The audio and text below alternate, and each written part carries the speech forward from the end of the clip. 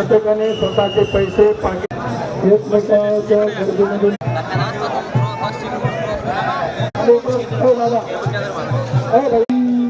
ज्यामुळे दादांना त्रास होईल, कारण दादांची तब्येत अतिशय नाजूक होत चाललेली आहे आणि यातून जर आपल्याला वारंवार सूचना देण्याची वेळ येत असेल, इथून पुढच्या काळामध्ये आपण कुठल्याही प्रकारचं गैरवर्तन करू नये ही विनंती करतो। आणि एकच घोषणा द्यायची, जी घोषणा सह्याद्रीच्या कडेला धरतो, सह्याद्रीला देखील घाम आला पाहिजे।